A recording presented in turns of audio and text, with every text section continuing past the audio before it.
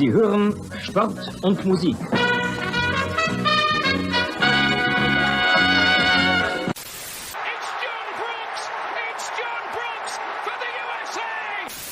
Spiel ist aus! Deutschland ist Weltmeister!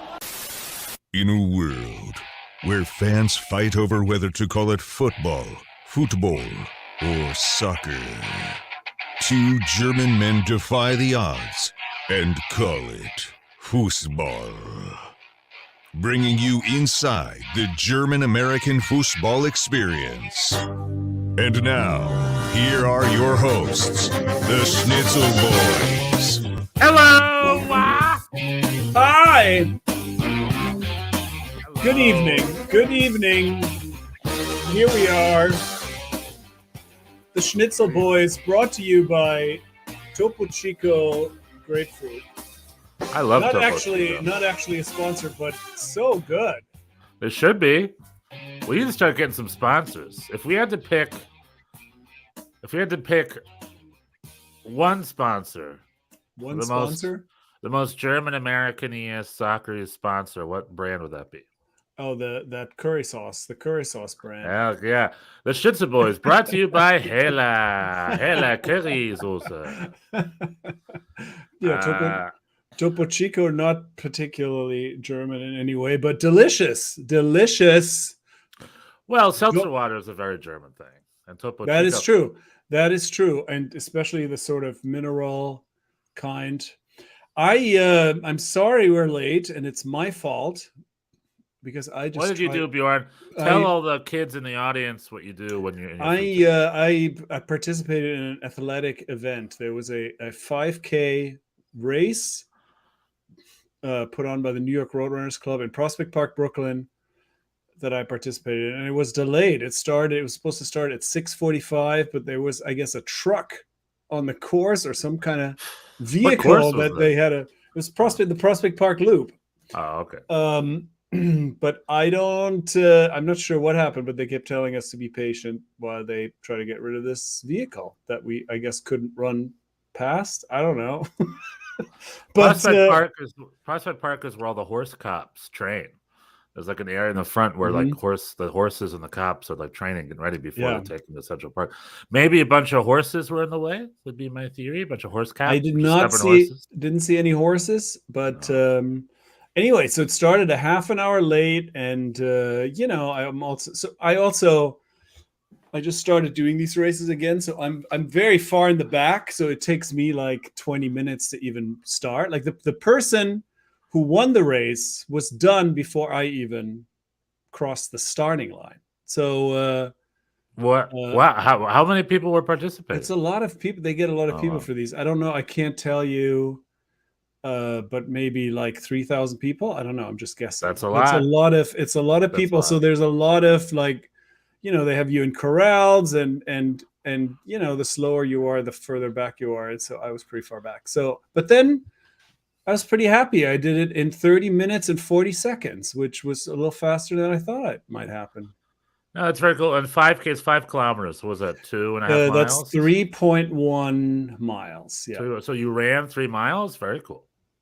Mm-hmm. Very cool. And so the person who wins the race is the guy who got there the earliest, so he can be in front of the pack? No, I don't think it doesn't work. It's not first come, first serve. You get, they put a letter on your number, and that's based on your prior time. So if you have a chance to win the thing, I think they'll line you up in the front.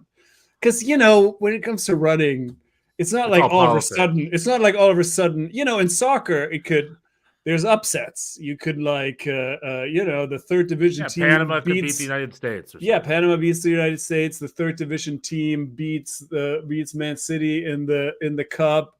Whatever it is with running, it's not like, I eat my Wheaties in the morning and I feel really good, and all of a sudden I run the 5K in 15 minutes. That doesn't happen. So the people who are contenders, they go in the front.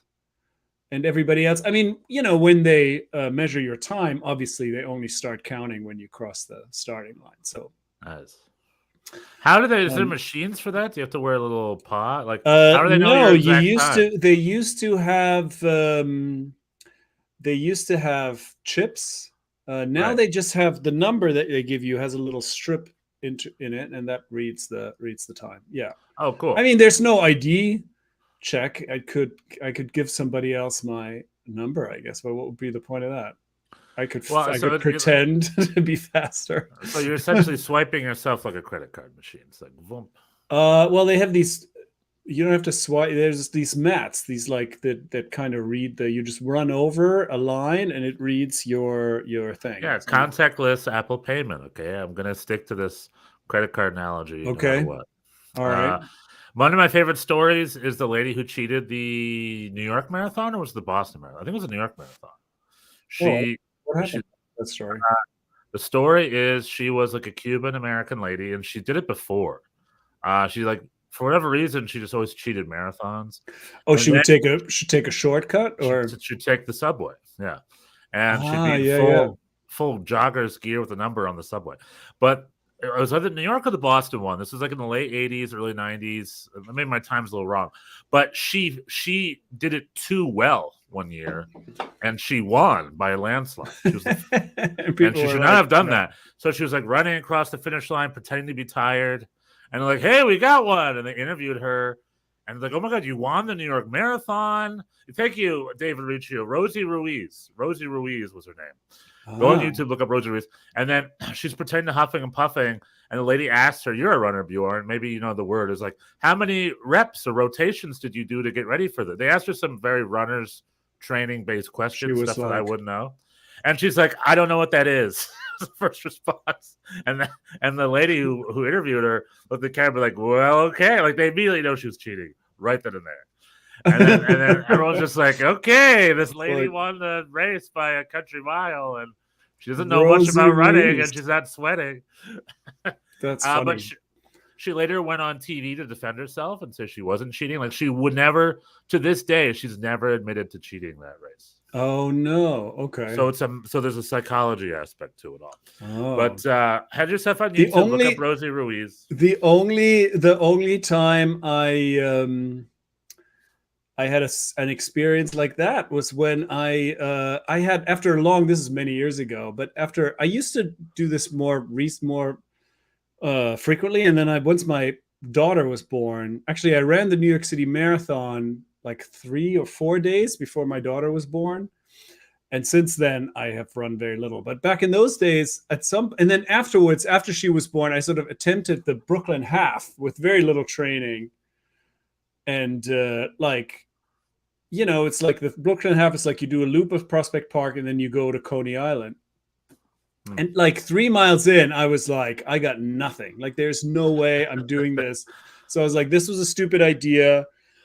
I took my number off. I threw it in the trash. And this was like, I was still living in Brooklyn. So it was not a big, it's like, I'm not going to even run all the way out. So I'm throwing everything out. And then as I'm walking home, I realized that I had put my bag was on its way to Coney Island, that I had checked my bag, which was being transported to the finish line. So I then had suffered the indignity of having to dig through the trash to retrieve my number, which I needed to get my backpack. And then I took the subway also to Coney Island. And I didn't, unlike Rosie Ruiz, I did not run across the finish line, but I did get there with some very fast people, at the same time, who sort of looked at me like, Did you have to keep being like, I'm not here, I'm just here for my bag? I didn't say, I didn't explain myself. Like I said, I didn't actually cross the finish line, so I didn't pretend to have run the race, but I was kind of, milling around at the back check with people that were way fitter than me. You get there and you get your bag, like, oh, thank God. It's just a bag full of Klondike bars. You're like, oh, my God, thank God. Just like unzip it. It's full of snacks. Like, this is what I wanted. Thanks. Full of candy. Yeah, I had to come back for this. in the subway, like, anyway, I'm going back home. I got pizza coming or whatever. No, that's me, man. Well, good for you for all your running.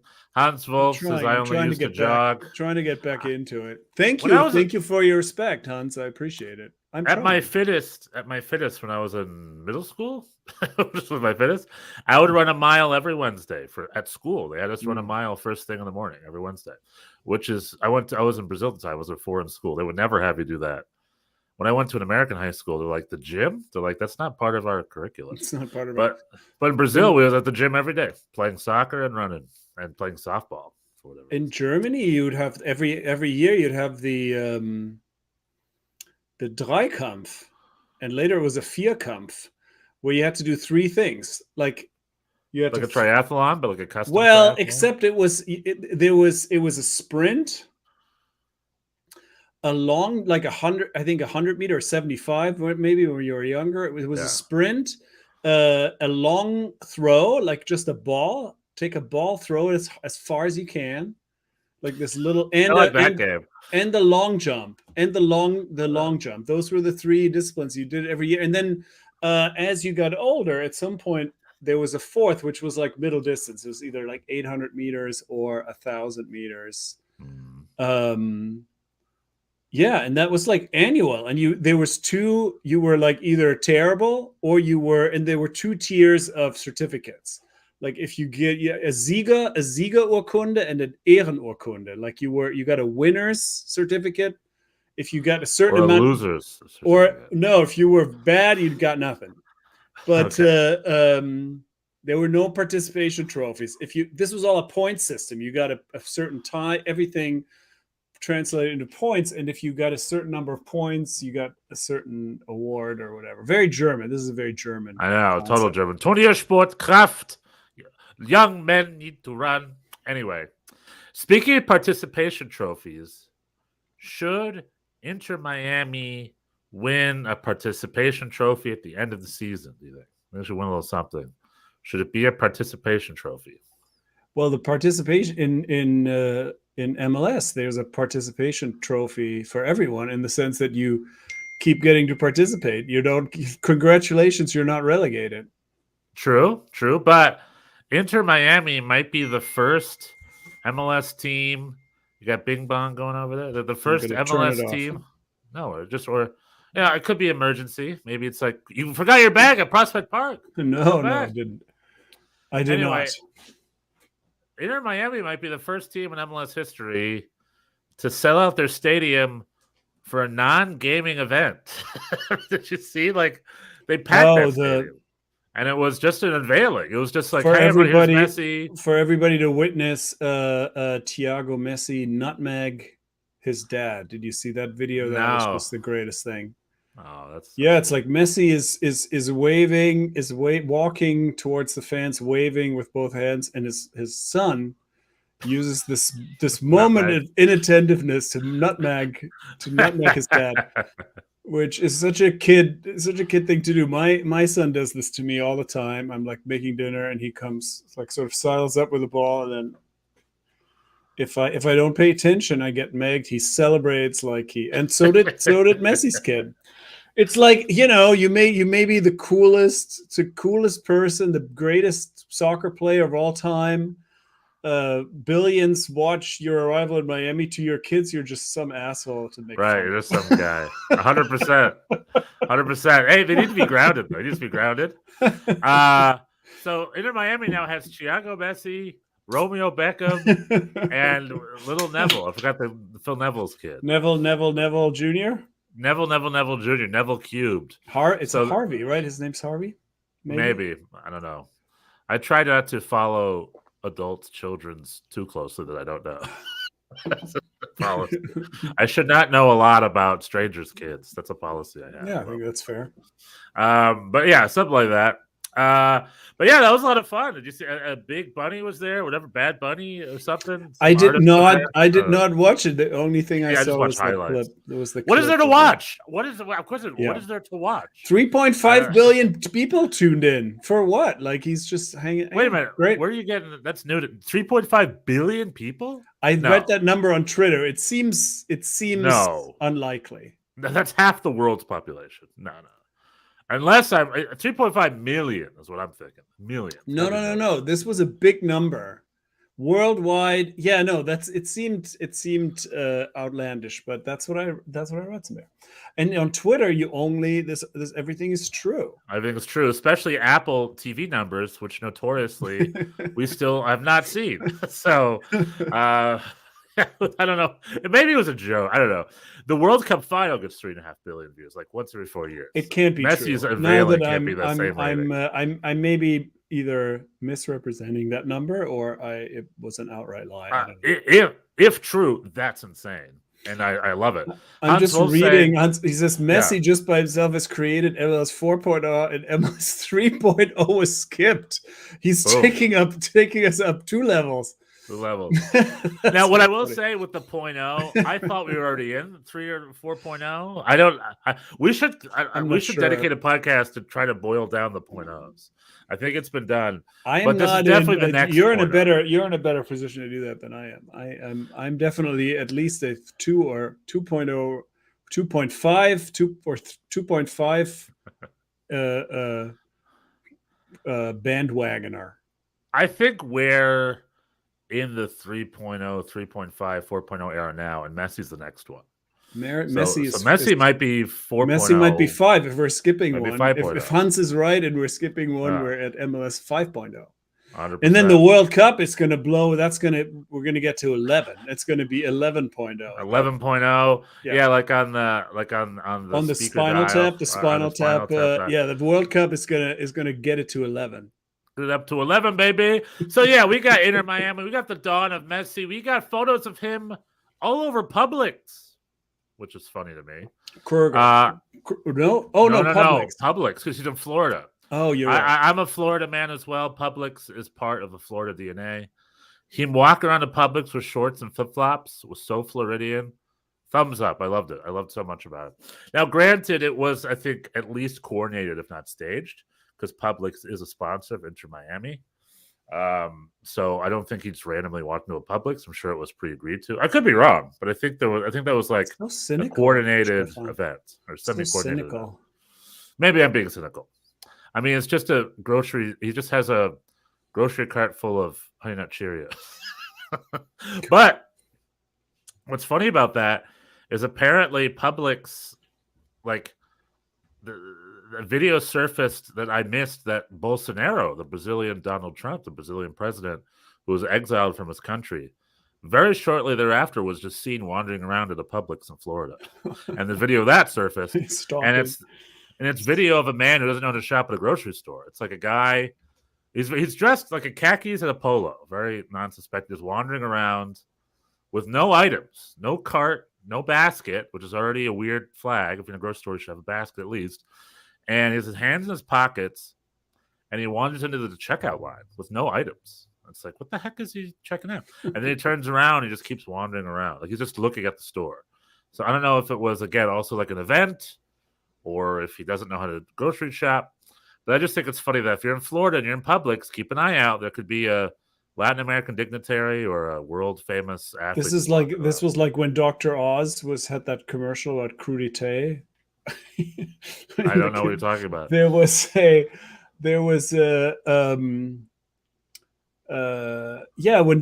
Dr. Oz was running against John Fetterman for the Senate in Pennsylvania, and Dr. Oz had a commercial in a supermarket, and I guess he was talking about inflation and things being too expensive, and he kept referencing crudité. And this apparently was a big no-no. And then, of course, not. What the heck is he talking about? John Fetterman made a commercial saying, "We call this a veggie tray. It's not, that's what we call this. Veggie tray, not crudité. Not crudité, veggie tray. Today, it's anyway. So I would be a great campaign manager. I'd just be like, don't be nuts when you're speaking out loud. Pretend like you're a regular person.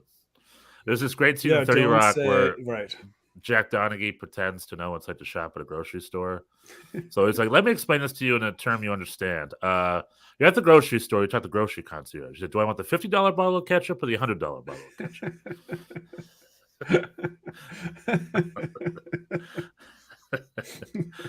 Yeah, which reminds me of the Mr. Burns catsup ketchup debate from The Simpsons. I could talk rich people in grocery stores all day. Where would you, if you had to do an event? I think I already know the answer to this. If you had to do a publicity event where you had to be taking a picture of shopping groceries at a grocery store, what grocery store would you choose? Oh, I'm a Trader Joe's guy. Trader Joe's, man. Big time. 100%. Yeah. I was going to say. I love Trader Joe's too. But if I had to pick, I'm trying to think. I go to, you know what I go to a lot out here? Albertsons. Albertsons? Oh, I don't know what that is. I think it's a Kroger subsidiary. You don't go to Erewhon? I was gonna say I've got to Erewhon. I wanted Erewhon once, it was the fanciest grocery I've ever been to. But when we stayed in when we came to LA, we stayed in Silver Lake next to an Erewhon, and I described to somebody as a grocery store for people who think that Whole Foods is not expensive enough. That's so true. Was it on like a little bit of a hill? I think that's the one I went to. Probably the one I went to, because there's a few around here. So Erewhon, for those of you who don't know, I don't know if it's an LA chain or what, but it's small. It's like very fancy, very organized. It makes Whole Foods look like a food line. It's cost prohibitive. So I would have pictures of me taking Albertsons, and when that was done, I would be a regular Erewhon shopper, but I would make sure no one could take pictures of me, because they can't know how rich I am. But Erewhon has really good. In fact, I should go. They have really good like prepared. Everything. It was everything was great, but it was expensive to the point of being comical. Like at some point, because we were out there with the whole family, and I took Paige, my wife, out to dinner at this it was a bar/restaurant, but it's nice. And we had some burgers and had a couple drinks, and then we picked up something. We went by the Erewhon to pick up like some meatballs and some other stuff for the kids because they haven't eaten. And as we picked this out, I said to Paige, "I bet this is going to turn out to be more expensive than our dinner." And sure enough, and it wasn't close either. Yeah. You went to the wrong store to pick up a to-go thing. It was like, but what I will say kids is, food. Yeah, there's there's sushi. Like it's also good if you're vegetarian vegan. The vegetarian vegan section at the prepared foods is excellent. Like I love sushi, but 9 times out of 10 for a vegetarian, it's like an avocado roll. Their sushi, it's like black rice with deep fried tempura tofu, that kind of stuff. It's like a very specifically creative and interesting sushi roll, and it's only like $1 or $2 more than what you get at Whole Foods. So that to me makes sense. Right. It was like, I think Paige picked up like a jar of almonds, and that was like $18 or something. But you got to because you got to keep the jar. I'm like, oh, okay, whatever. Erewhon is, people make fun of it all the time here in LA. But if you're in the LA area, you want a really fancy to go prepared foods deli section, Erewhon is your best bet. But if you want great product at a great price, nothing beats Trader Joe's. Trader Joe's. I also, as somebody who's sort of susceptible to overbuying food, I appreciate the kind of lack of selection at Trader Joe's. It makes it sort of easier. It makes it easier to not overbuy. I did know Trader Joe's is great for like if you know exactly what Trader Joe's stuff you want. But Trader Joe's is bad for if you don't know what you want. You just need groceries. Because, I remember I needed ketchup or something like that, mustard, or I forgot what it was, but maybe even barbecue sauce. And I'm just like, Trader Joe's didn't have it. They're like, oh yeah, we don't have that right now. Sometimes they don't have things. I mean, not ketchup or mustard. I think those are pretty available. But yeah, no, that's true. Sometimes it's a little idiosyncratic. You gotta kind of get with the vibe. Right, and they got good stuff. Speaking of good stuff, we have we're 24 minutes in. Not a soccer comment yet to be made. Well, I'm talking MESSI. The big talk is MESSI, true. But MLS. I went to San Diego to watch the USA game. We'll talk about it a little bit later. But MLS finished its weekend and now has a big break. So MLS is about 23 weeks in, right? Something like that. 23? We've played, NYCFC has played 24 games. We have 10 left. But I think Red Bulls, we played 23, right? Or am I wrong? Oh, that might be true, yeah. It's a 23-24. Now, I don't understand how uneven it is. It is between 22 and 24 right now. That's true. That's that's MLS for you, right? That's part of the experience. Well, even with the even, I mean, how'd that happen though? With the everyone plays every Saturday at 7:30, so I don't really get it. No, there's been a little bit of variation here and there. I mean, it's closer than it usually is. In the past we'd have like 4 or 5 games difference. Sometimes it's nonsense. So I'm glad it's better. But anyway, we're going to a break. Now, at the beginning of the season, we listed our predictions, and in 10 match days, we're going to compare. But I can tell you already, some are decent, some are not decent. I had Toronto pretty high up on that list. I think Toronto. I think I was pretty right about. I was wrong. I mean, I already know I was wrong about a lot of things. Well, we were also both very bullish about our clubs, which have turned out to not be correct. I was bullish about my club. Am I using the term bullish right? What's bullish mean? Means like, means I was confident. Bullish. Yeah. I don't feel like no, not as in top, but right. We had them at 5th and 6th or something. Maybe. And if you ask right now, in 10 games, are we going to be 5th and 6th, Bjorn? No. I don't think so. No chance. I don't think so either. And in fact, I was so confident about making the playoffs not last week.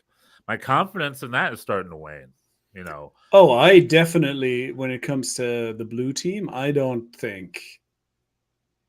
I mean, I guess before the season, I wouldn't have thought that we took this long to get some reinforcements. We now finally got 2 signings on the books. They have not. I guess one of them, there's our Norwegian center back, Berk Riise.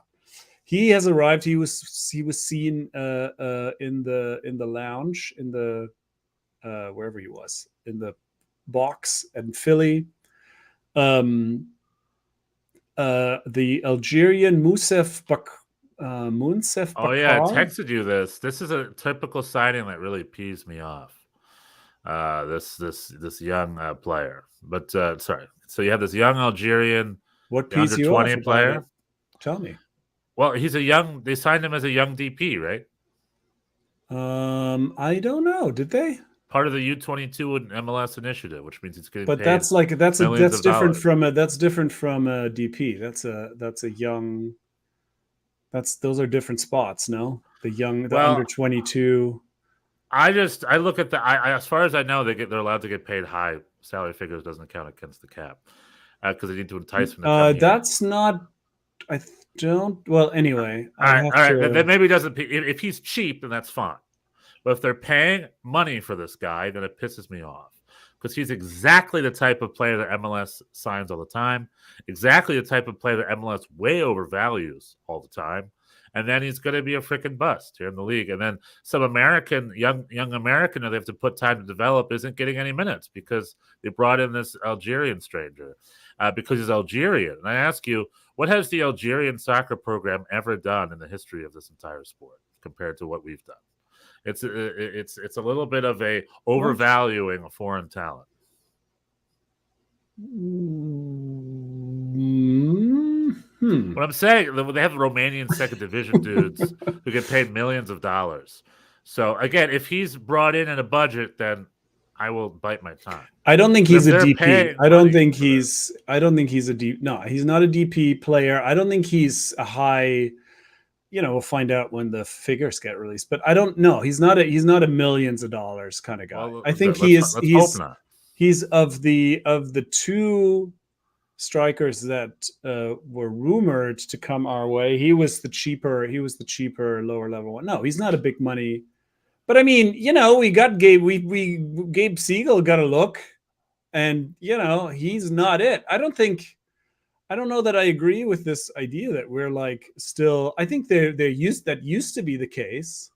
I don't think it's the case anymore. I feel like the talent evaluation has overall become, unless you're talking about Toronto FC, where people just kind of randomly pick them off of Transfermarkt, whatever. But like in general, I think overall, I feel like the talent, the scouting and talent evaluation has become pretty good. There's not a lot of. I mean, I don't know. Do you don't think so? My American says we need to develop more. But American who are these American? That's for them to do. That's for them to figure out. That's for them to go to the cages in Brooklyn and bring kids up. Now, I'm just saying. But we have lots of those. NYCFC. When was it the other day? NYCFC started like 6 Americans or whatever. No, that's a good thing. That hasn't. I mean, there's lots of that. And also the kids that are good, they go to Europe. We have. I mean, there's lots of American talent kicking around everywhere. There's 2 people you just signed. Are they proven or unproven? Buxa and what was it? Burke Riza. Burke Riza and the Algerian. Burke Riza's coming from Molde in Norway. Are they proven or unproven? I don't know. I mean, but they're not big money. Neither of them are big money signings. But if we had those guys, like I'm sure right now at center back we're playing Justin Hack and Tavon Gray. We're playing 2 Americans who have been okay, but I expect him to be significantly better than either of them. And if he's not going to play. I mean, but I think he's going to be an upgrade. I expect him to be. I will find out. But usually, I mean, the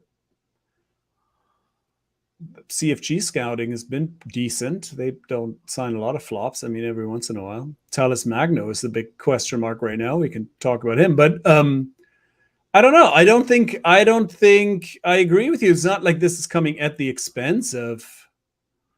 I mean, it's good for Tavon Gray and Justin Hack to have to measure themselves against this guy, and if they're better, then they're going to play. Yeah, I mean, let's hope they're good signings. Let's hope this kid who took a spot from a deserving American player, this Algerian kid, is pretty good. Let's just put it that way. It must be nice to sign players during a transfer window. It's not a moment too soon, man. Like these are basically the 2 guys. This is Collins and Tati replacements. Those guys left beginning of the year, and now this is basically these are their replacements. It's big shoes to fill. They're big shoes to fill. It's a big and I don't expect either of them to be that good right away. So, but we'll see. The big mystery right now, if I can throw this in, please. Is Talis Magno. Talis Magno was not in the squad in Philly. Presumably, somebody says he was in the building. He did make the trip. I don't know that we know that for sure, but somebody was saying that on Twitter, and he was not. But he was not on the roster. He's not hurt by all accounts. Nick Cushing didn't really want to get into it. There was some rumors he was going to be sold to Palmeiras, although that seems weird. So it's a little bit of a question mark. What's going on with him? We'll have to see. I mean, if he left now, he would be without a doubt the biggest flop in the history of the club. Who? Magno? Talis Magno. He was he's like a $12 million acquisition. Supposedly we were competing. He was only because of an injury did he even become available. He was supposed to be headed to big clubs in Europe, and this was a big signing, and he had the opportunity to make this his team. Right, at the beginning of the season, he was going to be the guy, and he has not done it. It's not clear what the problem is. He seems just lost, and I don't know if he's also now not getting along with Cushing, or if he is trying to get out. I mean, it's just Talis watches on. Yeah, well, the MLS summer window moves on. Here at the Red Bulls, we have the only news we've heard is that maybe we're looking for a left back and a center back, and I'm like, okay. I don't know. Okay. We have a left back and center back, and I think that means that John Tolkien and Andres Reyes, our center back, left back, are on the market. There's a chance that maybe this window that one or both of them will go to Europe. We'll see, and which is why they're looking for left back and center back, I guess, for standby. But I guess that's the only movement we've seen. It's looking to be another newsless an empty New York Red Bulls transfer window. As we have 8 people injured, we are struggling, and the club has seen no reason to change that in any way, I guess. It's just like, we don't need reinforcements.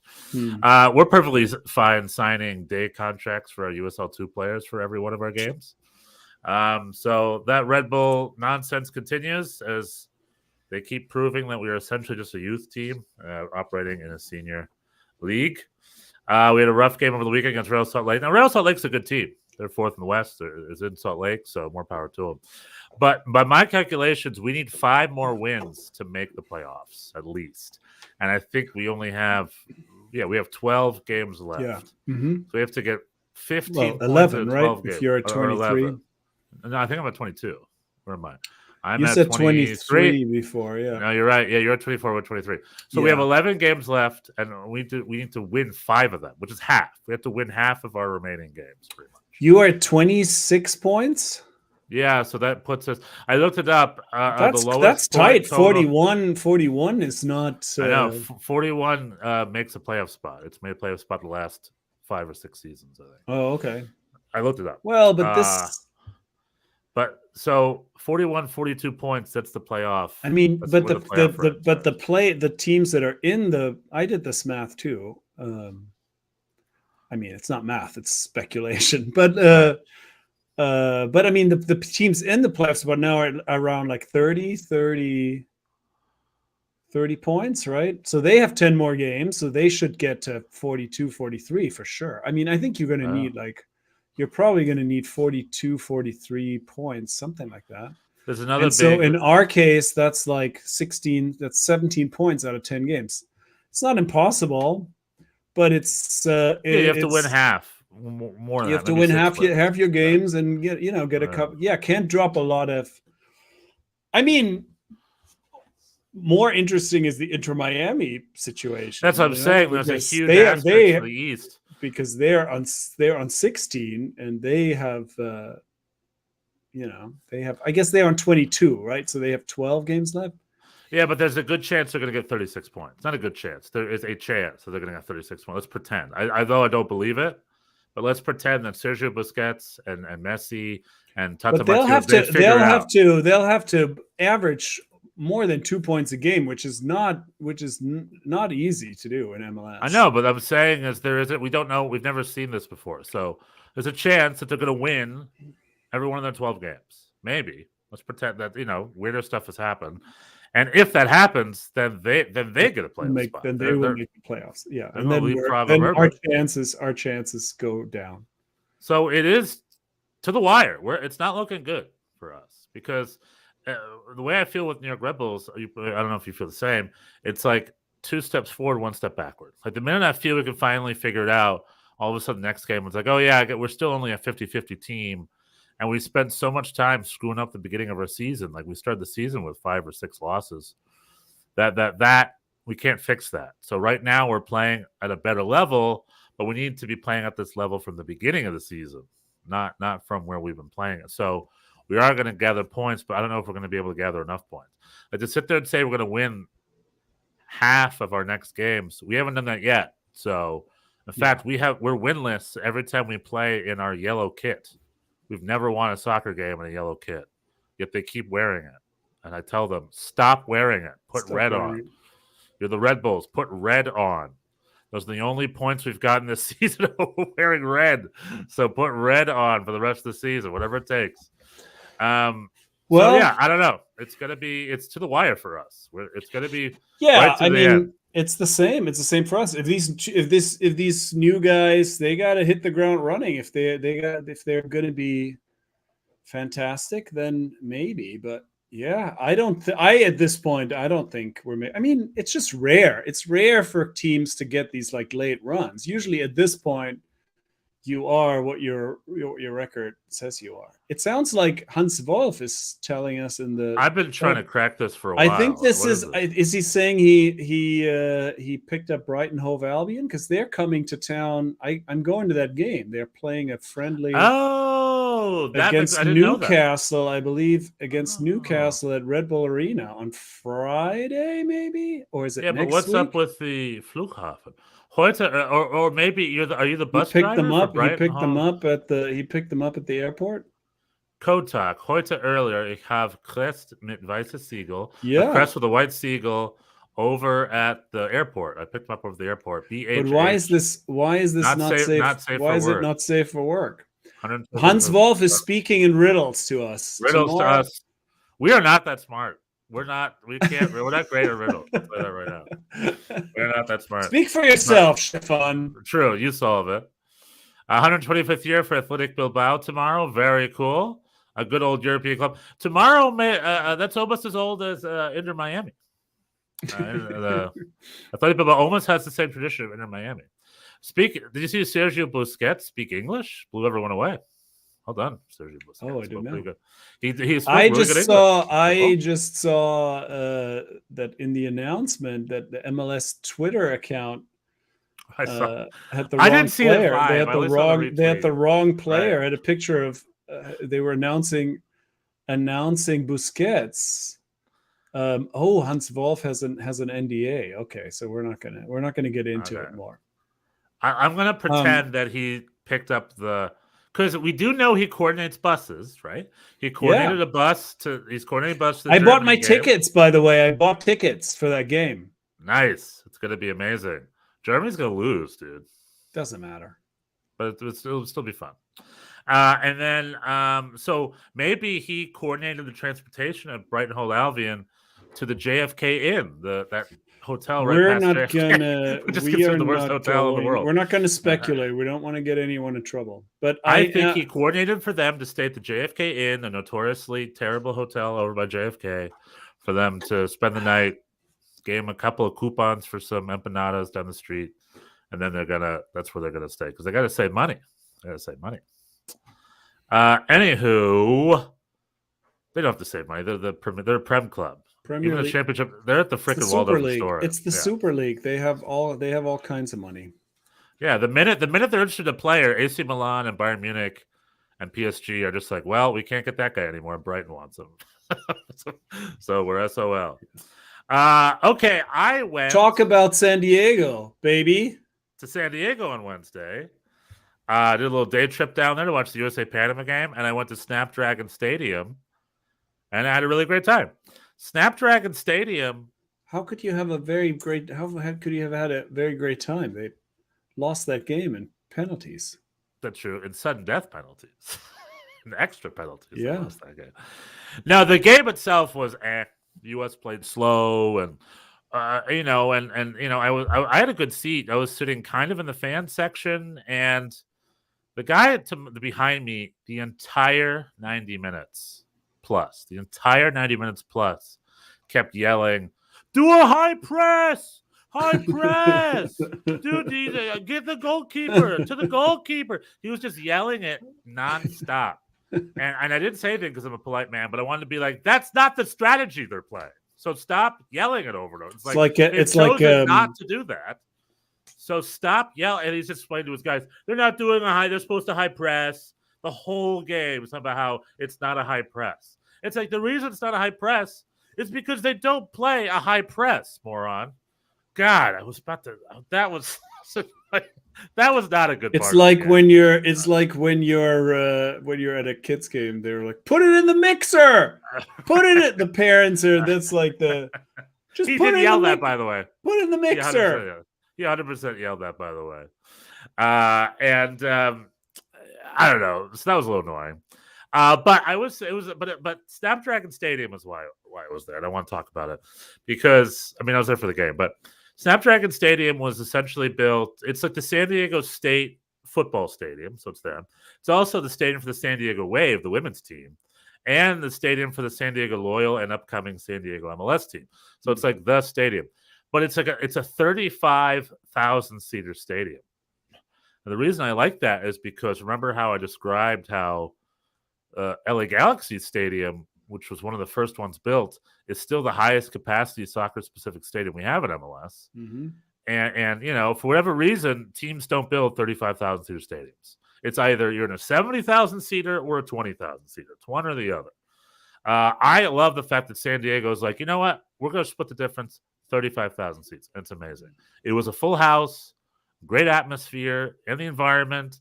It was not huge. You didn't feel like you were in a mega stadium, but it was cool. It was just a really cool feeling because the stadium's open. It's got like it's tall on two sides but shallow on the ends, so you can see the mountain range in the background. It's very beautiful. Yeah, and it's like it's also designed in a way where it has so many of these weird premium and luxury boxes. I showed you a video earlier of a guy sitting in like a lounge watching over. Right. But above one of the goals, high up, is like a bar, like a Stehplatz bar, like right out of Germany. And then on the side is something called the Pepsi Club. It's also a giant Stehplatz bar where people can just stand and watch the game. And then where I was in the supporter section, there were stand seats. You could stand, you could sit, and there was a pole in front. And I just thought the stadium was designed very smartly. Very big parking lot. I did the park and ride, though, and the park and ride was a little bit of a mess. The trains, there was a train to the stadium, and then it took a 30-minute break, and then after the break, they came every 10 minutes. So I'm just like, that's backwards. And the train was so full that every time the doors opened, all these U.S. fans standing there couldn't get on the train. It was full. A little kid started crying, and it really made me upset because he's about to miss the game. And then, because if you missed that train, which you couldn't fit on, the next one wasn't for another half an hour. Right. That compounded with I missed the first 10 minutes of the game, Bjorn. Do you know why? Why? Because this is the first game that actually kicked off during the announced right on time. Oh, no. In my head, it's like, we got 38 minutes. Because it says 4:30. In my head, that's a 5:08 kickoff time. Because that's what's been all tournament. No, it was a 4:35 kickoff time. So my mom texted me. It's like, no, they're kicking off now. I'm like, what? It's like, they're not supposed to kick off for another 30 minutes. It's like, no. So not only did the trains screw up, the kickoff time was earlier than expected. So that's why the stadium was kind of empty right at the beginning of it. I didn't get my seat until minute 10. So I missed a couple of minutes early.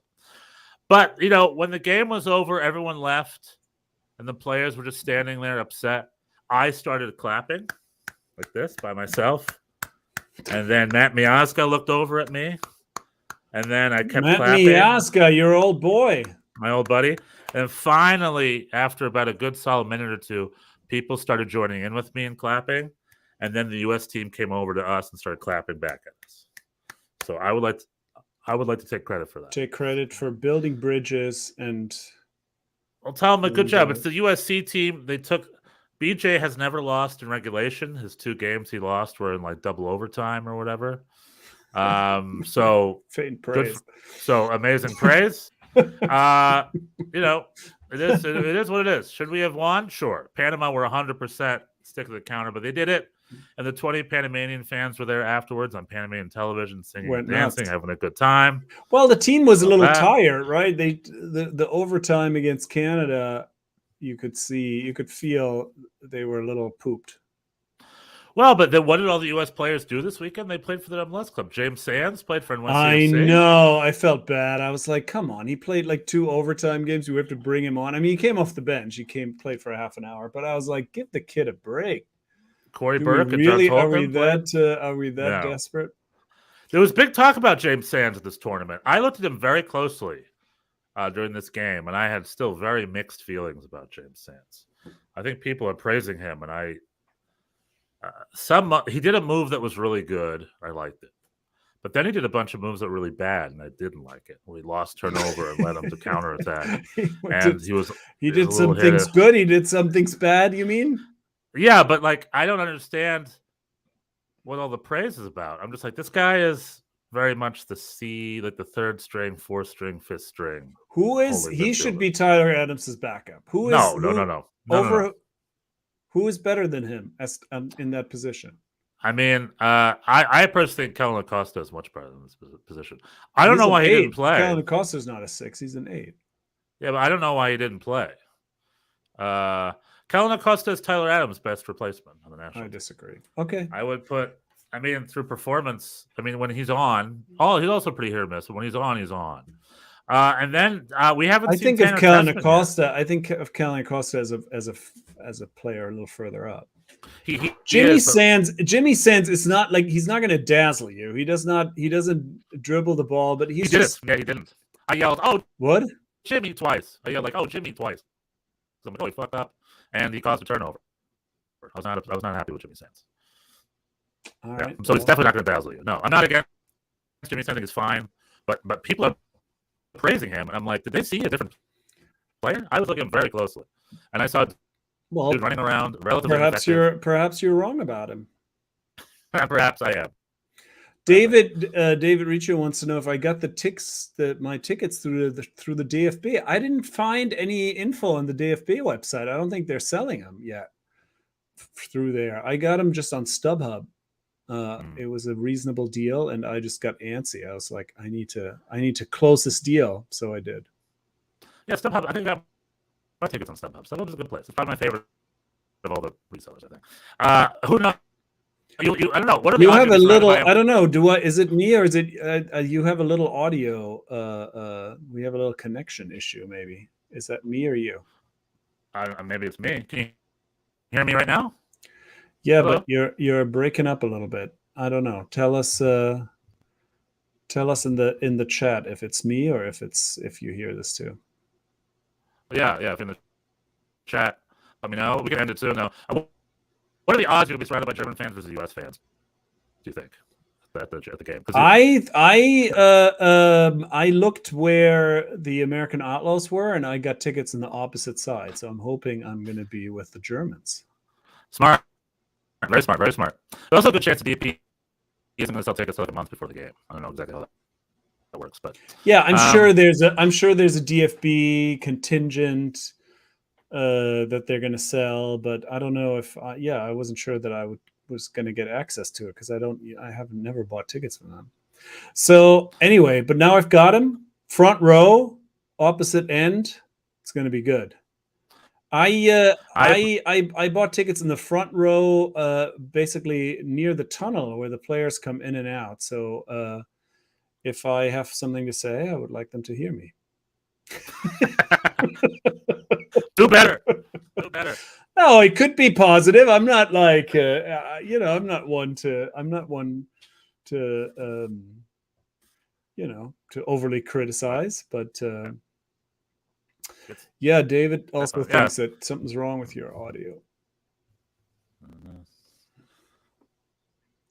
It sounds like maybe it's more your internet. I don't know, but my internet. I don't see. Usually, I see like a disconnection notice in the top left. I don't see one. Yeesh. This is Artisanal Podcast. I apologize. I've been buying tickets for my European adventure. I tried to buy tickets. Oh, cool. Okay. They were already sold out. I put in a request for some Bayern München tickets. I was going to maybe try to buy some Ajax tickets, but that's a whole. Every time you buy a ticket in Europe, you have to sign up for their membership, download their app. Every ticket expense is a journey there. There's a Mickey Mouse. There's a Mickey Mouse quality to how you sound with this. Really? What the heck? I mean, it beats me, man. All I hear is myself. Maybe. Happy Disney World, kids. Does that work? Well, yeah, that's good. That works. Well, we've kind of covered it, no? I fear speaking because I don't know what it sounds like. So all I want to say is USA limit the semifinals, whatever. See, I'm not going to lose too much sleep over it. Which is the best. The Greg era begins, and we got the big news for MLS. It's Leo Messi. Let's check out. Let's see what that's like. The Messi era begins with the league. The Messi effect. We're looking forward to it. I look forward to Sergio Busquets and Messi. I love it. It's Busby TV. All right, cheers. Stay tuned, kids. Bye-bye, kids. Bye.